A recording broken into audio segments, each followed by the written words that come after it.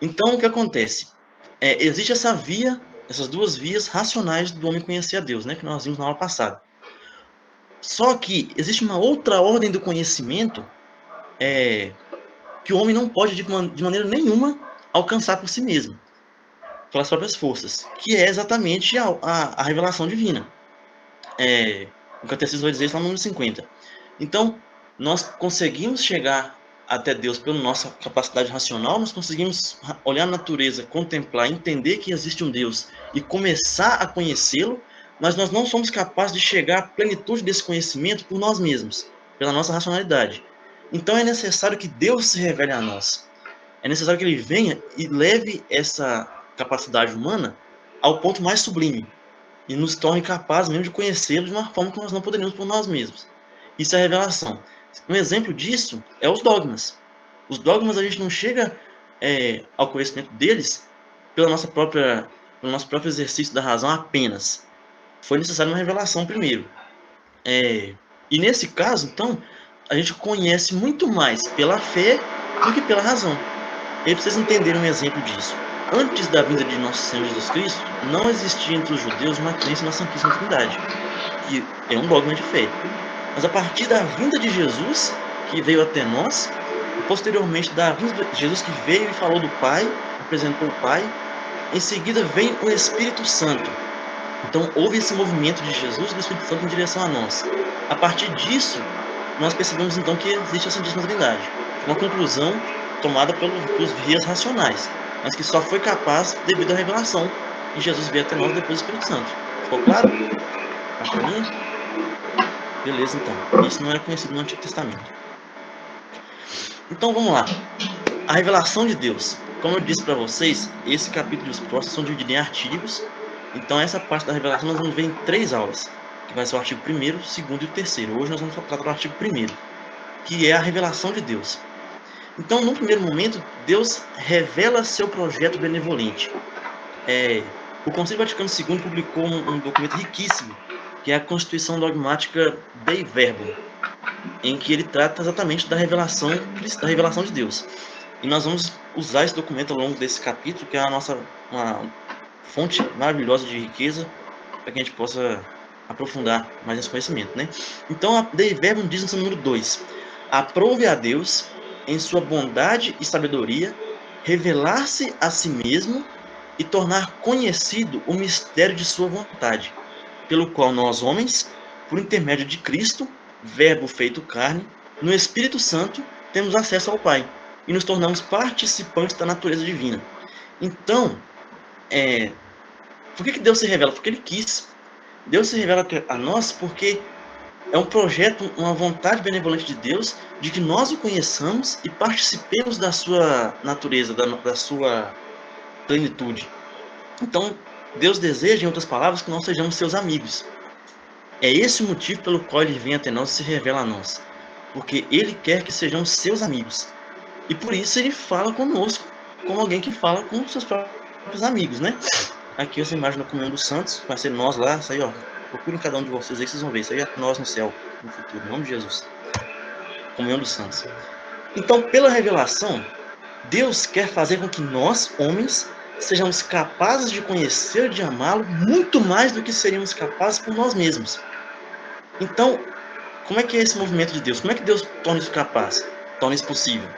Nós estamos aqui na nossa realidade atual e há um abismo imenso entre nós e Deus. Abismo esse causado não somente pela natureza nossa, que é diferente da natureza de Deus, mas também pelo pecado original, que impôs aí um abismo entre nós e Deus. Então Deus transpõe esse abismo. Ele salta na pessoa de Jesus, ele vem até nós, Deus sai da sua glória, da sua plenitude, se faz homem, pula esse abismo imenso que nós homens não seríamos capazes de pular. Na pessoa de Cristo, se faz homem e vem até nós. Em seguida, nos leva no caminho oposto, de volta para ele, pelo Espírito Santo. Então, já vão entendendo desde o início, é importantíssimo. A revelação, ela não é, de modo nenhum, intelectualista. Jesus não veio até nós nos revelar um segredo, nos revelar uma ideia. Ele não veio deixar para nós um manual de instruções. Ele veio se revelar.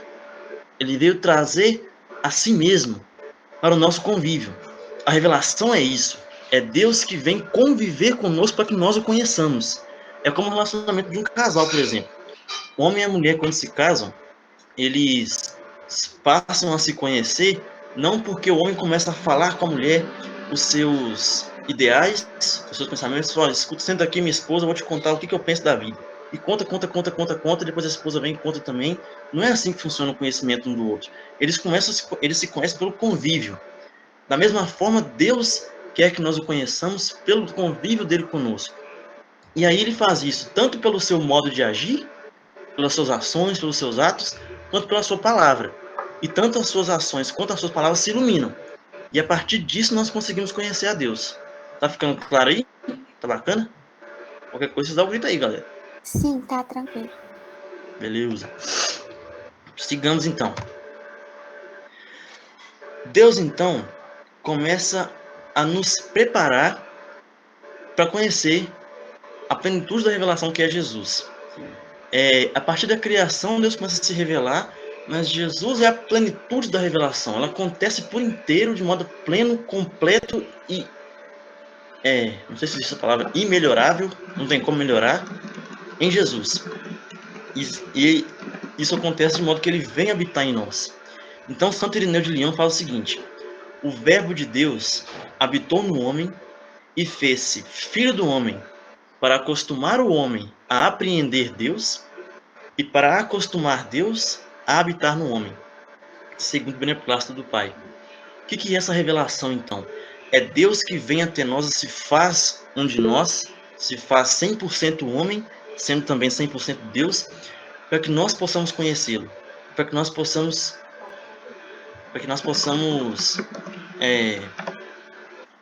nos acostumar com ele cada vez mais. Diga, Paulo, você ia falar alguma coisa aí? Tá, eu não sei se eu estou adiantando o tema, tá? Então desculpa. O chamado da vocação universal à santidade, ela começa por aí, para falar a verdade, porque a leitura da liturgia de hoje ela é muito clara nesse sentido do vocare, né? É Deus que chama. E eu entendo mais ou menos por esse meio. Só que há uma relação entre isso, né? Deus que revela a si mesmo para mim, mas também é uma vocação, seja ela, né, a específica, mas também a universal, que eu devo responder. Sim, é isso mesmo. Esse chamado à santidade nada mais é do que nós nos conformarmos cada vez mais a Deus, né? A Cristo principalmente. Então, ela começa aí. Desde a criação, Deus criou o homem para o convívio com Deus. Então, sim, é nesse sentido mesmo. Essa vocação, esse chamado dessa vocação começa por aí. Ficou claro? É para ser amigo de Deus. Ficou claro, Paulo? Ficou assim. Obrigado. Boa. Sucesso. Então, é isso aí. Então, como eu dizia, a plenitude da revelação se dá em Jesus Cristo. Mas provavelmente, se Jesus tivesse nascido lá no Jardim do Éden, talvez o homem não teria compreendido desde então essa revelação. Então Deus separa a revelação em várias etapas, que vão desde a criação do mundo até a plenitude dos tempos com nosso Senhor Jesus Cristo. Então, desde a origem, lá no Jardim do Éden, Deus se dá a conhecer aos homens. A Dei Verbum vai dizer: criando pelo Verbo o universo e conservando, Deus proporciona aos homens, nas coisas criadas, um permanente testemunho de si. É o que nós vimos semana passada. E além disso, no intuito de abrir o caminho de uma salvação superior, vinda com Cristo, manifestou-se a si mesmo desde os primórdios a nossos primeiros pais, os convidando então a uma comunhão íntima com Ele mesmo. E aí ele os reveste dessa graça e dessa justiça resplandecentes. Então, desde o início dos tempos, Deus convida o homem a essa intimidade com Ele. Pegando esse gancho, essa pergunta do Paulo. Adão e Eva já foram chamados a essa santidade, a essa intimidade com Deus, a essa amizade com Deus. Então, Deus deixa ali os sinais dele na natureza, que nós podemos percebê-lo pela teologia natural, né, que nós falávamos, o estudo da natureza para conhecer a Deus. Mas ele já começa a se revelar. Então, lembra que eu falei na semana passada que o homem, por ser capaz de Deus, ele vive meio que essa palpadelas, procurando Deus, procurando sinais de Deus na criação? Meio que limitadamente pela nossa capacidade, né? Com Adão e Eva não era assim. eles não precisavam procurar sinais de Deus na natureza. Eles existiam, Deus já tinha colocado. Mas além de colocar esses sinais na natureza, o próprio Deus veio até eles e começou a se revelar até eles. No Gênesis fala que Deus caminhava com Adão todas as tardes no paraíso. Então a revelação já começa ali. Começa com Adão e Eva. Aí veio o pecado original. Só que o pecado, ele não interrompeu essa revelação, de forma alguma. O que ele fez foi... não vou falar o que ele fez, não, porque eu não sei. Mas ele não interrompeu a salvação, a revelação. O que Deus fez foi, então, consolar os homens, vamos dizer assim, que agora estavam separados dele, para que aguardassem pela salvação que viria. Posso perguntar uma coisa? Pode, por favor. Rapidinho. Porque agora me bateu essa dúvida. Mas eu posso dizer que, por exemplo, esse plano de salvação de Deus já existia antes mesmo de Adão e Eva fazer o pecado original, né? Sim. Já tinha isso antes. Porque Deus já sabia tudo. Não sei, eu tô vendo. Não sei como. Deus sempre teve esse plano da nossa salvação, da nossa intimidade plena com Ele. Eu sinceramente não consigo dizer, eu não sei, acho que não é correto dizer que depois do pecado Deus teve que mudar os planos e falar, não, agora eu vou ter que mandar Jesus para ir lá e redimir o pecado. Não, porque a partir do momento que Deus cria o homem livre, ele provavelmente já contava com essa possibilidade porque nós somos livres, nossas ações não são predefinidas, nós temos... Aí entra uma questão que eu realmente, teologicamente aprofundando, eu não sei, mas a minha visão é a seguinte, como eu interpreto essas coisas, e aí é a minha visão pessoal, viu, gente? Cada um pode formar a sua aí, a gente pode estudar mais a respeito disso. Eu vejo assim, Deus de fato conhece todas as coisas. O que eu imagino, para me ajudar a raciocinar, da visão de Deus do futuro, é meio que uma árvore de possibilidades. E o caminho que vai ser traçado, vou repetindo, visão minha. O caminho que vai ser traçado é um caminho, uma linha que vai traçando determinados ramos, não pegam todos. Por que uma árvore, então? Porque nós somos livres, Deus nos deu o livre-arbítrio, nós não somos escravos, não temos destino, nós somos livres. E as nossas escolhas têm suas consequências. Então, a cada escolha que nós podemos fazer, teria um desencadeamento de eventos definido. À medida que nós vamos tomando decisões, existem ali as possíveis consequências. Então, Deus já conhece tudo. Então, não existe plano B em relação à salvação. O que existe é Deus, desde o início, nos queria unidos a Ele, santos, perfeitos. O pecado original veio, mas é uma consequência da nossa liberdade, que Deus, na sua sabedoria infinita, nos deu. Entendeu? Eu poderia ir na área. Sim, acho que entendi, sim. Eu acho que isso também não vai... Essa ideia de que Jesus existiu, né, desde sempre no plano, né, de Deus, não vai contra também a liberdade humana, né? Porque Deus... Não, do jeito nenhum. Mas então tá, obrigada. Até porque também Jesus era o verbo, né? Então, isso que eu ia falar. Mesmo que não tivesse o pecado original, ele já era planejado para ter o reinado de Cristo, né? Sim. Cristo, ele existiu desde sempre, né?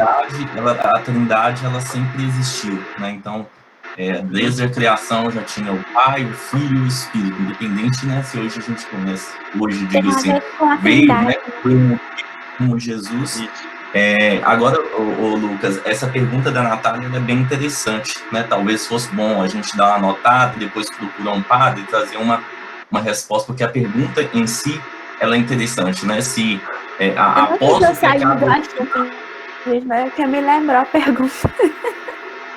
É que você perguntou, né? Assim, se após o pecado original houve como se fosse uma mudança de planos, né? Se Jesus, a partir dali é que começou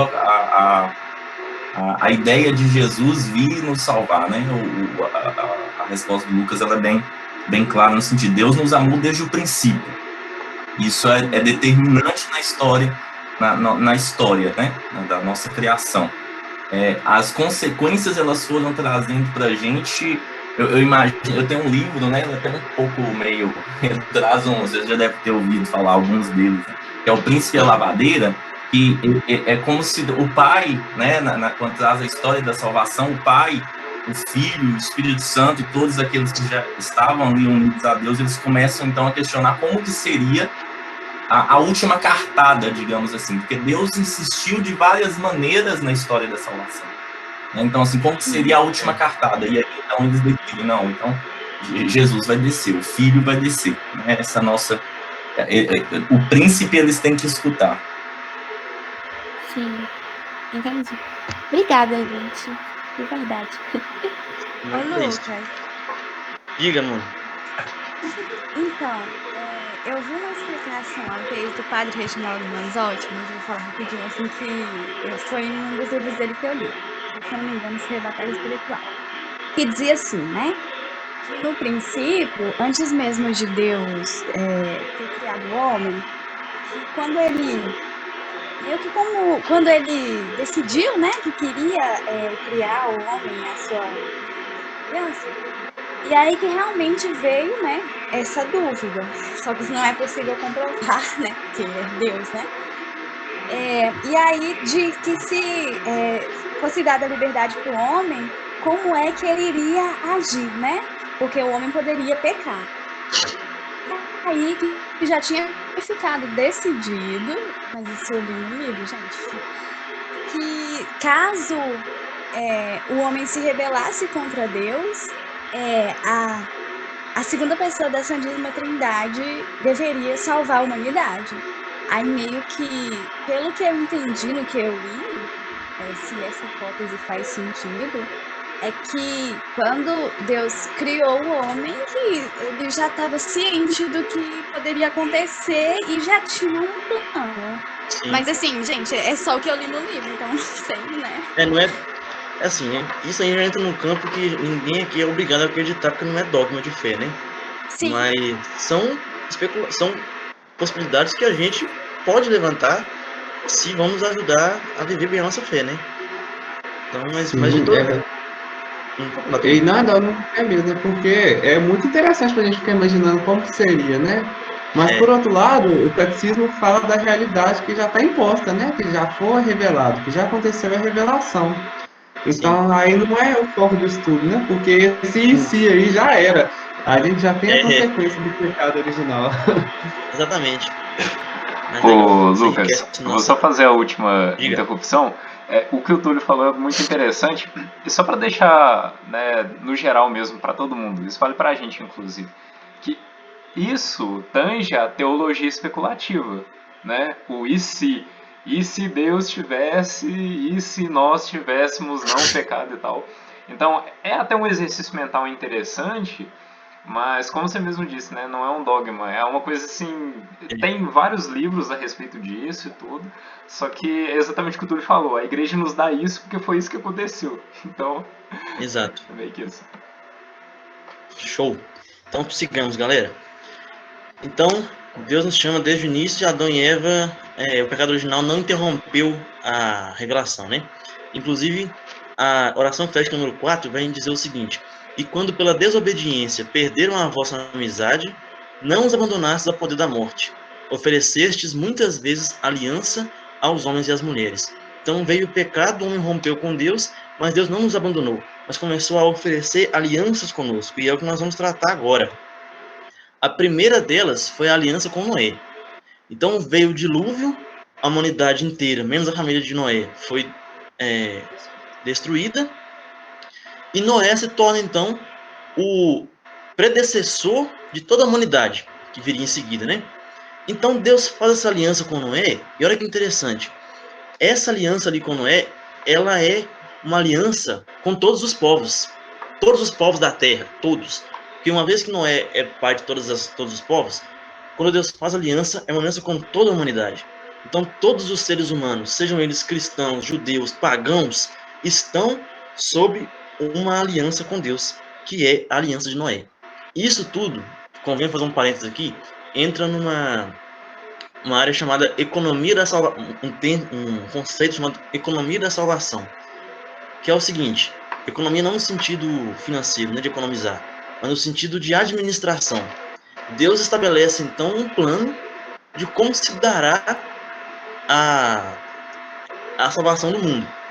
Então passa por esse plano as alianças com a humanidade, sendo que a primeira delas é a aliança com Noé. Então, Deus tem essa economia, tem esse plano, mas muitos obstáculos se colocam diante desse plano, obstáculos colocados por nós mesmos. Um deles, por exemplo, é a pretensão aí de um governo mundial, que há muitos anos a gente escuta falar disso, né? Muita gente acha que é teoria da conspiração, mas que, na verdade, se a gente for olhar bem as agendas globalistas que existem, de imposição de aborto, de ideologia de gênero, criação de leis, assim, de códigos que todos os países devem seguir, isso tudo são sinais de uma pretensão a um governo mundial, um poder unificado.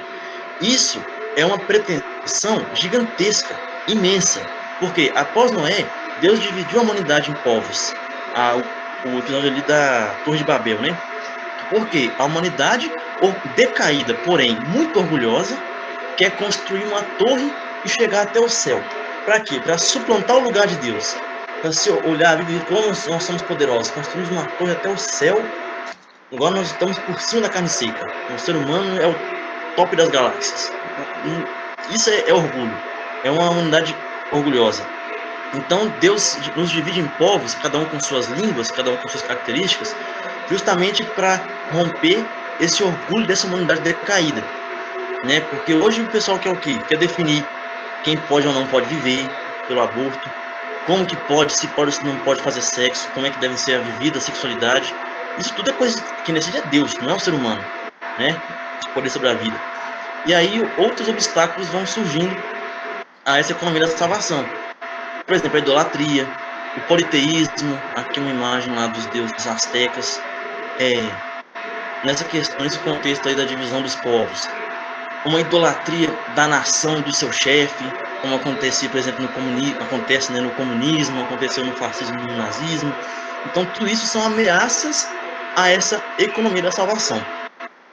Só esse parênteses mesmo, fechando agora o parênteses, vocês sabem agora que existe uma economia da salvação, um plano de Deus para nos salvar, e nesse plano entram as alianças com o povo, com os povos.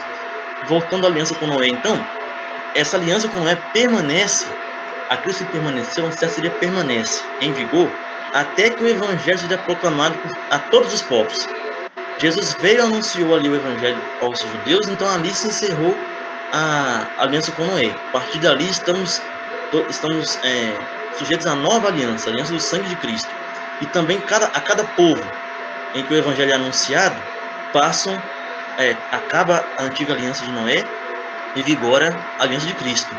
Mas um povo africano lá dos confins da África, uma tribo isolada que ainda não ouviu falar do evangelho, aquele povo está sob a aliança de Noé. Então, isso permite que nesses povos pagãos, povos diferentes, possa se alcançar um certo grau de santidade, né? Na expectativa de que Cristo venha e congregue todos os povos, todos os filhos de Deus na unidade. Por isso que a gente consegue, que a Bíblia, inclusive, venera alguns homens justos das nações, dos povos diferentes aí, como, por exemplo, Melquisedeque, né? Aquele rei sacerdote lá que abençoou o povo, Abel. A gente consegue ver algumas personalidades que muitas vezes, apesar de não ser cristãos, são pessoas justas, praticam a virtude ali, não têm os mesmos princípios que nós, mas se reconhecem na busca ali pela verdade, pela santidade. Por que isso é possível? Pela aliança com Noé. Uma aliança do Deus verdadeiro com Noé e, consequentemente, com toda a humanidade.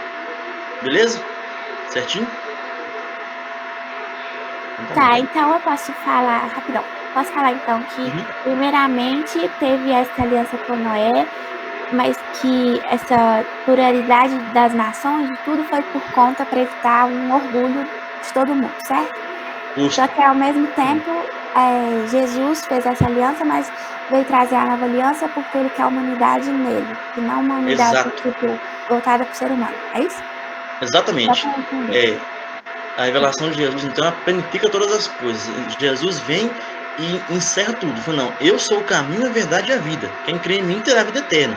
Então, houve essa aliança primordial ali, porque, como eu disse no começo, se Jesus viesse logo de início, provavelmente não teríamos capacidade de compreender essa revelação. Então, Deus prepara o caminho pelas etapas iniciais da revelação. Deus vem, ele encerra a antiga aliança e nos traz todos a si mesmo, para que nós, então, possamos viver essa intimidade com Deus. Beleza? Beleza, obrigada. Fechou, de nada. Então, bacana. Depois da aliança de Noé, então beleza, Deus fez um pacto com toda a humanidade, uma aliança. Deus, então, ele deseja continuar essa preparação do caminho para a vinda de Jesus. Então vocês veem como é que vai afunilando, né? Primeiro Deus se revelou aos nossos pais, aí veio o pecado, aí Deus faz essa aliança com todos os povos, então todo mundo está em aliança com Deus. Aí Deus escolhe então Abraão, para a partir de Abraão gerar um povo que conhecerá ainda mais profundamente a Deus, para que a partir desse povo venha Jesus e planifique todas as coisas. Então, vamos entender então essa próxima etapa da revelação, que é a escolha de Abraão. Abraão vivia lá na Mesopotâmia, né? E Deus Deus se manifesta a ele. Ele fala com Abraão, mas não se mostra. Deus não tem uma imagem. E também não dá um nome. Ele apenas fala. Chama Abrão na época e manda que ele saia da sua terra. Então, por que é importante essa questão de Deus não aparecer e nem dizer seu nome? Porque naquele contexto daquela época, do paganismo, do politeísmo, a imagem da divindade e o nome da divindade eram tanto uma forma dos povos se comunicarem com eles, quanto uma forma de manipulá-los. Eu faço aqui a imagem do meu Deus, eu faço o meu Deus, eu invoco o nome do meu Deus, ele me atende. Então, uma manipulação mesmo um poder nosso sobre a divindade, né? Então Deus rompe isso, ele só fala, ele não se mostra nem dá seu nome para Abraão. Então aqui começa a distinção entre aquilo que será a fé da igreja no futuro e aquilo que é as outras crenças. Ou você tem um Deus criador que te modela conforme a sua vontade, modelar ali, vale lembrar de Adão, né, o barro. Ou então você tem um ídolo, você toma o lugar de Deus e faz um ídolo à sua própria imagem e semelhança e o adora. Isso é idolatria. Então tem essa distinção. Ou você aceita esse Deus que te modela, ou você toma o lugar de Deus, o modela e começa a adorá-lo. Mas se você... Percebam como é que essa questão é meio que volta para nós mesmos, porque nós começamos a adorar aquilo que é fruto das minhas mãos. Eu começo a adorar aquilo que é fruto das minhas mãos. Então eu estou adorando uma criação minha. Né? Essa é idolatria. Eu me coloco ali como o ser poderoso que cria a divindade. Deus escolhe então Abraão para ensinar-lhe essa diferença, para fazer essa ruptura. A partir de agora, não mais você vai criar imagens de Deus e você não vai mais adorar obras de suas mãos. Então Deus se revela a Abraão como um Deus da palavra, que não tem imagem, mas tem voz. Aqui já começa um princípio que nós temos hoje, que é o da fé que entra pelos ouvidos. Deus fala, Abraão escuta a sua voz e crê. Essa questão da fé que entra pelos ouvidos, né, que é bíblico, inclusive. O evangelho é anunciado, aqueles que ouvem o evangelho se convertem. Então, lá em Abraão, Deus começa a lançar esses princípios, que é a fé da igreja hoje em dia. Entenderam? Entendeu aí? Então, beleza. O ato, então, de sair da sua terra, quando Deus aparece a Abraão, aparece não, perdão, não é de falar aparece. Quando Deus fala com Abraão e manda que ele saia da sua terra e vai para onde ele vai mostrar, trata-se de uma ruptura com esse passado de idolatria. Trata-se de uma conversão, aquilo que a igreja chama de metanoia. A palavra grega que vem significa justamente isso, essa mudança radical, essa transformação, essa ruptura com esse passado. E aí só mesmo para reforçar, né? Enquanto uma imagem significa que eu posso criar, fazer Deus a minha imagem e semelhança, o nome dele é uma forma de manipulá-lo.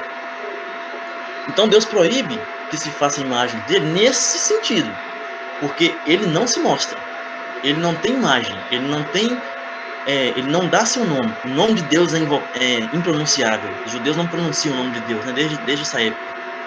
Por causa disso, porque invocar o nome de Deus seria como uma feitiçaria, seria como os bruxos, né, que invocam ali um poder superior, um poder uma coisa ali e fazem com que ele desempenhe aquilo que ele deseja. Então Deus proíbe isso veementemente. Porém, com Jesus, a proibição da imagem e do nome, ela é rompida. Porque Jesus é a imagem do Pai. Deus fala, aquele que me vê, vê o Pai.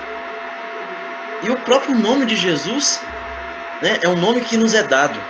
Um nome diante do qual todo joelho se dobra no céu e na terra e nos infernos, né? Então Deus rompe essa proibição, Jesus rompe essa proibição de ter uma imagem de Deus, porque ele é a imagem de Deus. Permanece a proibição da criação de ídolos, né? Nós não vamos fazer como os povos, como o povo pagão lá, como o povo pagão mesmo, politeísta, criar uma imagem de Deus e adorá-lo. Mas nós temos agora o rosto, a face de Jesus que se mostrou a nós, que é o Pai, que é Deus. E diz, né, que quem me conhece, quem me vê, vê o Pai. Então, como eu já dizia, né, a proibição das imagens de Deus é para adorar, e da invocação do nome de Deus para ser usado como feitiçaria. Isso é proibido. Então, por exemplo, o povo saindo do Egito, lá no deserto, começa a se perder, né? Moisés sobe para o monte lá para poder falar com Deus, fica muito tempo, o povo desespera, cria um bezerro de ouro e fala, eis Israel, teu Deus que te tirou do Egito, e começa a se prostrar diante do bezerro de ouro. E isso é proibido. Isso é totalmente proibido. Criar uma imagem de Deus para adorar. Agora, uma imagem de Jesus, nós não adoramos essa foto de Jesus misericordioso. Nós não adoramos, mas é a imagem que ele próprio nos deu. Aqui tudo bem. Nós adoramos apenas a Deus, mas ter essa imagem de Jesus não é mais um problema. Invocar o nome de Jesus não é um problema, como era invocar o nome de Deus no Antigo Testamento, porque foi ele mesmo que nos deu essa imagem e nos deu esse nome. Beleza? Beleza. Tem algumas, eu não sei se isso está totalmente dentro também, mas tem alguns lugares que não se pronuncia ainda, por exemplo, né? Igual tem, substitui a palavra, né? Javé por Senhor. Isso Sim. ainda é usado em algumas, por exemplo, na missa, em alguns lugares. Assim. Isso está dentro, né? Isso aí que você falou. Está dentro, porque eu acho que a Bíblia de Jerusalém, por exemplo, na Jerusalém não, em algumas traduções da Bíblia, não coloca Yahvé, coloca Senhor, mas por uma questão ecumênica, justamente por causa dos judeus que não pronunciam o nome de Deus, né? Então, esse nome ali, ele não é pronunciável, mas o nome de Jesus, sim, com toda reverência, com todo respeito, porque é um nome sagrado, não pode ser tomado de qualquer maneira, né? Que é o segundo mandamento. Mas, no caso, o nome de Jesus é o nome que nos é dado e pode ser pronunciado, não cabe a mesma proibição do Antigo Testamento. Tá claro essa parte? Tá tranquilo? Sim. Ô Lucas, me interrompa se eu tiver errado. Essa interrupção pelo nome, que é santo, é apenas da pessoa do Pai, correto? Sim. Não, beleza. Sim, então. porque o Antigo Testamento, na verdade, não tinha essa noção da Trindade. Isso nos foi dado a conhecer depois da vinda de Jesus. Então, é nesse sentido. Sim. Mas isso nós cristãos também fazemos, né? É isso que eu estou na dúvida. Assim, porque os judeus fazem, nós também ou não? Sim. Ou é opcional? Não sei. Desculpa, fala de novo. É opcional isso ou é tipo a gente faz também, só os judeus fazem? O mandamento permanece. O nome de Deus, aquele que foi dado ali no Antigo Testamento, aquilo que é conhecido no Antigo Testamento, né? Ele continua não pronunciável. Mas por isso, arrisco dizer, por isso que nos é dado o nome de Jesus. Jesus não aboliu os Antigos Testamentos, os mandamentos da lei de Moisés, né? Ele não aboliu, eles permanecem. Mas, como o nome do Pai ele não é pronunciado, Jesus vem nos dar esse nome que nós podemos pronunciar, que é o nome dele. Entendeu? Então, nós de fato nós evitamos pronunciar o nome Yahvé, né? Mas o nome de Jesus é o que nos é dado, vamos dizer assim, como possível de ser pronunciado. Entendi. Tá bom, obrigada. Então, voltando para Abraão. Quando Deus muda o nome de Abraão, de Abrão para Abraão, significa então que Abraão será um pai de uma multidão de nações. E essa promessa da multidão de nações se dará justamente com a Igreja Católica, que ela é de fato o novo Israel. A Igreja ela é enviada a todos os povos, né? Todas as nações devem fazer parte da Igreja. Então, é na Igreja que Abraão se torna pai dessa multidão de nações. E aqui, apenas a título de curiosidade, os patriarcas do Antigo Testamento eles são venerados como santos pela Igreja Católica. Com uma diferença na questão da pronúncia. Por exemplo, nos santos do Novo Testamento a gente usa santo para os nomes que começam com vogal, tipo Santo Antônio, e São para os nomes que começam com consoante, tipo São Pedro e São Paulo. No caso dos Antigos Testamentos, não. A gente usa santo para todo mundo. Santo Abraão, Santo Moisés, Santo Elias, então Santo Davi. Não é comum, mas só para vocês saberem que eles também são considerados santos pela igreja. Beleza.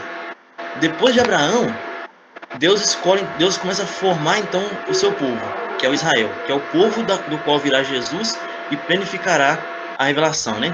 Aqui é importante demais a gente entender o simbolismo, a simbologia por trás da formação ali do povo de Israel, porque a saída do povo lá do Egito, ela tem vários sinais daquilo que se cumprirá com Cristo. Então é necessário que a gente olhe para o Êxodo e enxergue ali o que se dará com a vinda de Jesus. Então, só para a gente entender, eram os escravos de Satanás, personificado pelo faraó, fomos salvos por Jesus pelas águas do batismo, o mar vermelho, o qual atravessa, peregrinamos por esse tempo da igreja, que são os 40 anos no deserto, até chegarmos ao céu, que é a terra prometida. Então, o que nós celebramos hoje na Páscoa, né, o que foi celebrado ali na Páscoa dos hebreus lá no Egito, que foi o quê? A morte do primogênito, a imolação do cordeiro e a aspersão do sangue para que os primogênitos de Israel sejam poupados, é justamente o que aconteceria com Jesus. Jesus que vem, ele que é o primogênito do Pai, que vem, é também o cordeiro, se imola, seu sangue é aspergido sobre nós e nós somos poupados da morte, da escravidão do demônio. Então, o que nós celebramos hoje na Páscoa é a realização daquilo que no Velho Testamento era apenas promessa. Então, é importante demais a gente entender esse sentido espiritual da saída do povo do Egito. Por que a gente tem que fazer essa distinção? Porque a teologia da libertação, ela esvazia essa realidade, porque ela enxerga o Êxodo com olhos marxistas. Eles veem ali luta de classe, uma revolta proletária, povo oprimido que se revolta contra a classe opressora e se liberta. Não é assim. A libertação do povo é um símbolo da libertação espiritual que nós tivemos com Jesus. Fomos libertos das garras do demônio. E aqui entra, por exemplo, que esse pessoal que defende a teologia de libertação defende, por exemplo, que o demônio não existe. É comum, inclusive, muitos padres falam que o demônio não existe. Mas o próprio Jesus acreditava no demônio. Apesar que nem na época deles não era uma mentalidade muito comum. Algumas classes negavam isso, né? E se nós não entendemos que o demônio existe e que Jesus o derrota, então nós não entendemos a libertação feita por Jesus. Porque ele vem nos libertar do demônio. Ele não vem nos libertar da opressão do capitalismo, ele não vem nos libertar da opressão do mundo, da injustiça social, ele vem nos libertar do demônio. Para que nós possamos não construir um mundo utópico, justo, sem sofrimento. Não, para que nós possamos viver com ele no céu. É isso que Jesus faz. Então essa libertação é feita por Moisés, uma prefiguração da libertação que será trazida por Cristo. Por isso na Vigília Pascal, por exemplo, são lidas várias leituras aí que voltam lá no Antigo Testamento, né? Passam todas essas alianças antigas, toda essa revelação antiga, passando inclusive pelo Êxodo, como essa prefiguração da vinda de Jesus, que nos liberta do demônio. Aí Deus forma o seu povo, forma Israel, envia os profetas que continuam ali a revelação, e por fim vem Cristo, que é o mediador e a plenitude de toda a revelação. Vai dizer a Dei Verbo número 2, né? E aí volta naquela questão, que nós temos uma visão corriqueira da revelação como uma revelação intelectualista, como se Jesus tivesse vindo ao mundo deixar uma ideia. Jesus não veio deixar uma ideia. A revelação em si não é um princípio de vida. A revelação em si é Jesus. A revelação é uma pessoa. Então, para que nós possamos entender a revelação, nós precisamos conhecer essa pessoa que é Jesus. E quando Jesus vem e habita conosco e caminha conosco e se dá a conhecer, a revelação se encerra. Depois de Jesus não há mais revelação. Não há nada que melhorar na revelação cristã. Não há uma planificação. A aliança com Noé foi uma aliança provisória, vamos dizer assim. A revelação que foi vindo ali é uma revelação provisória, em etapas, né? Em Jesus, tudo se planifica. Nada novo será ensinado depois da vinda de Jesus, depois dessa primeira vinda. Até que ele venha de novo, não haverá nenhuma novidade. Não haverá. E aí, por exemplo, os muçulmanos acreditam que Maomé, eles acreditam em Jesus, acham que ele foi um grande profeta, mas aí falam que Maomé veio e superou Jesus. Isso é absurdo. Os mormons também acreditam num terceiro mandamento, no terceiro testamento, quer dizer, esse tal desse livro de Mormon. Houve uma heresia dentro da igreja no século XIV que acreditava o seguinte: primeiro veio o tempo do Pai, depois veio o tempo do Filho, e aí, a partir do século XIV, começou o tempo do Espírito Santo, como se tudo que Jesus trouxe acabou no século XIV e começou um novo tempo. Não, isso não existe. Nós estamos a revelação acabou, não existe mais. Então, o cristianismo não é de forma nenhuma a religião de uma ideia, mas sim de uma pessoa que é Jesus. Sendo assim, nós não estamos aqui estudando o catecismo pelo catecismo em si. O estudo da doutrina da igreja, ele é necessário, mas não pela doutrina em si, mas sim para que nós possamos conhecer cada vez mais a Cristo. Então, como eu dizia, né, até a vinda de Jesus, a volta de Jesus, não haverão novidades. E aí, mas acontecem revelações privadas, como são, por exemplo, as aparições de Nossa Senhora. Mesmo essas aparições, elas não trazem novidades. Elas não trazem nada que já não existe na fé católica. É tudo coisa que já existe. Por exemplo, um exemplo muito clássico.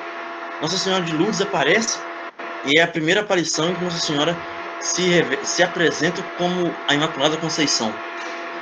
Porém, o dogma da Imaculada Conceição já tinha sido proclamado, já tinha sido manifestado pela Igreja. Então, Nossa Senhora não vem revelar que ela é Imaculada. Ah, Lucas, mas então, antes da proclamação do dogma, não existe... Nossa Senhora não era Imaculada, passou a ser a partir daí? Como é que é essa questão dos dogmas? Porque muita coisa que... os dogmas são proclamados ao longo da história, né? Se a revelação acabou, por que tem dogmas novos sendo proclamados? Porque a revelação ela foi encerrada, mas ela não foi totalmente compreendida. Então, cabe à igreja, ao longo dos séculos aí, ir se aprofundando no conhecimento das revelações, da revelação. Por isso que tem os dogmas, né? As aparições de Nossa Senhora, essas revelações pessoais, elas vêm, então, nos ensinar a viver a fé de sempre.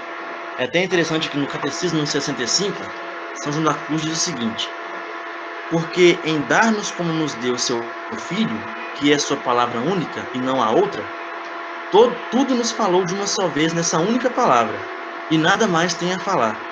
Pois o que antes falava por partes aos profetas, agora nos revelou inteiramente, dando-nos o tudo que é seu Filho.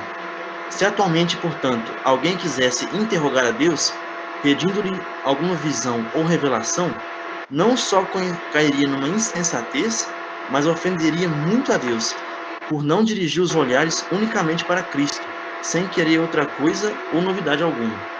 Então, não há mais nada que aprender, não há mais nada de novo a ser revelado. Jesus já vem e nos ensina tudo. Ele é a plenitude da revelação. E aí eu falava das revelações privadas, né? Que, como por exemplo, as aparições de Nossa Senhora. Aí convém então a gente entender que há uma diferença entre revelações públicas e revelações privadas.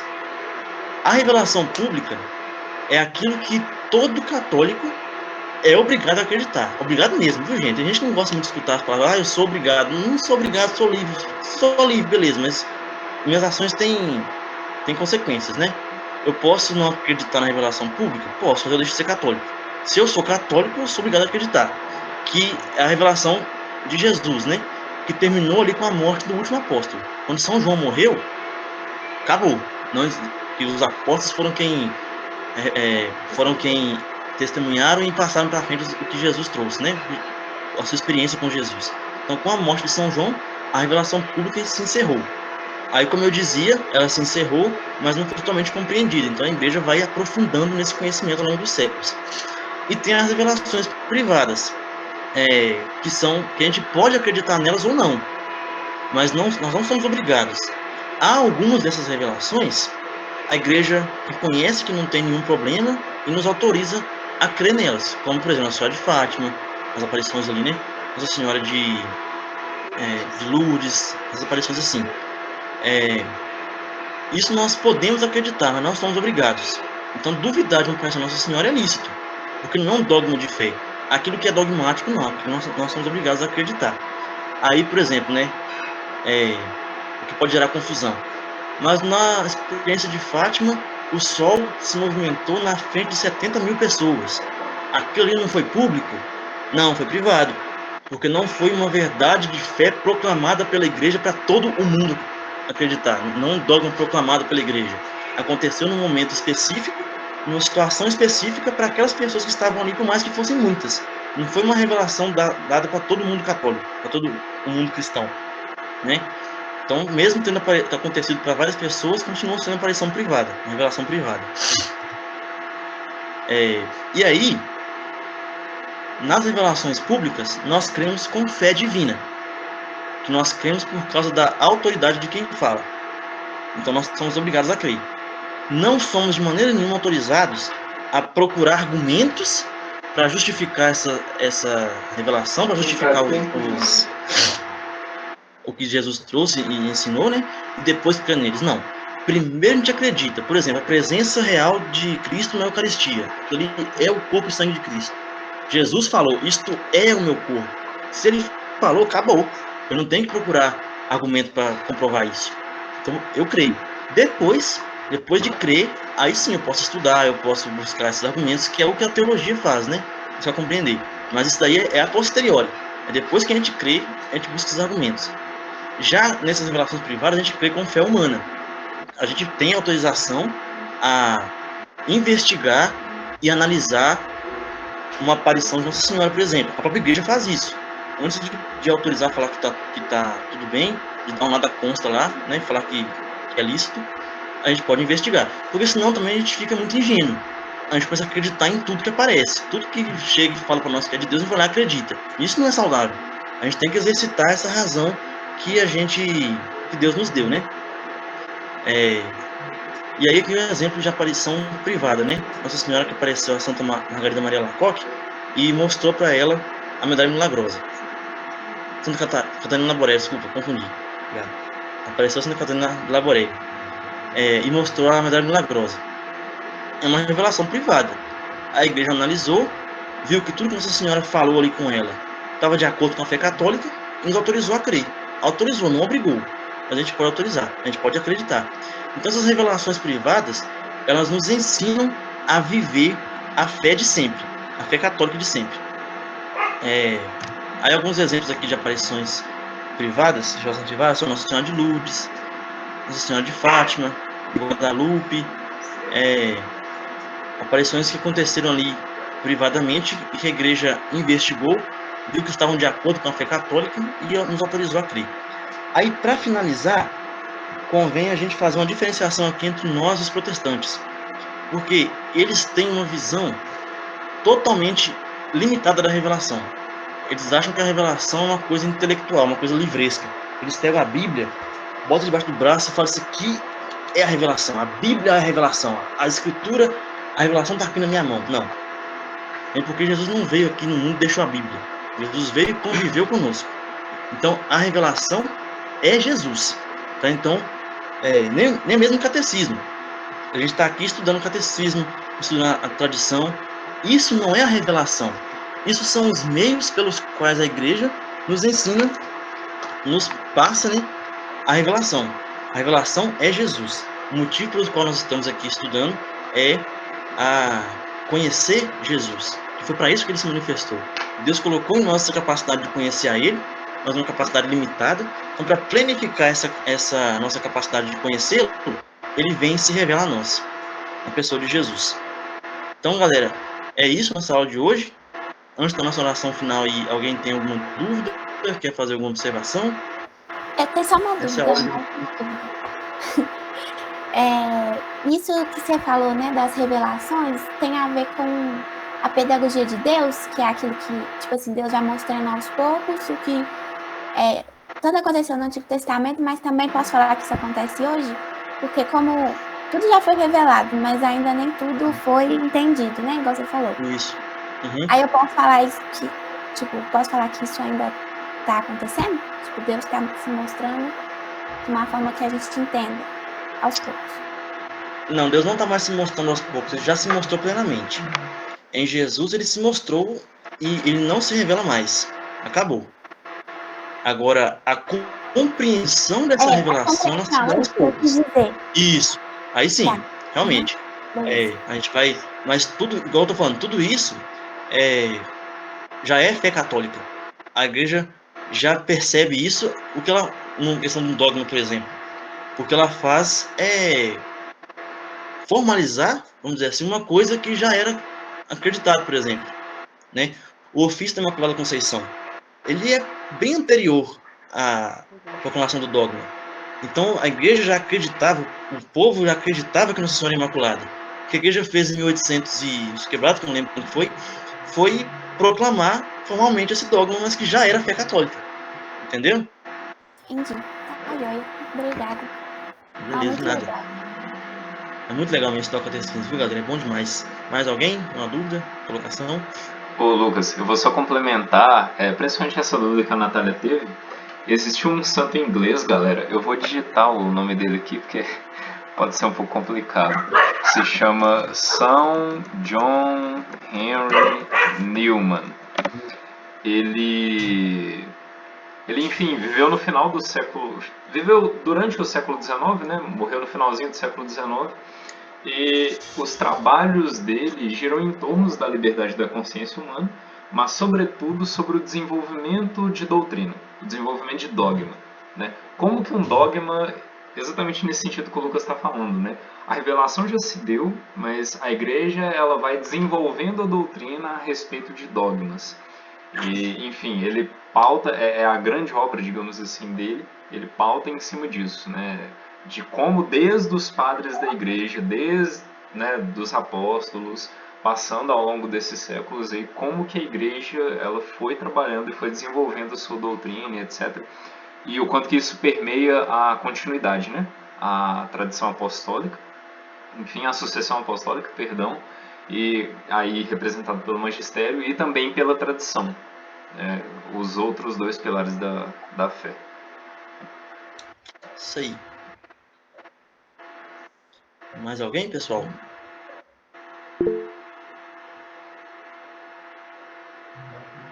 Não? Então vamos lá fazer a nossa oração final. Em nome do Pai, do Filho e do Espírito Santo. Amém. Dou-te graças, meu Deus, pelos bons propósitos, afetos e inspirações que me comunicaste nesta aula. Peço-te ajuda para os pôr em prática. Minha Mãe Imaculada, São José, meu Pai e Senhor, meu anjo da guarda, intercedei por mim. Nós estivemos reunidos, estaremos sempre unidos, em nome do Pai, do Filho e do Espírito Santo. Amém. Avisos paroquiais, Paulo?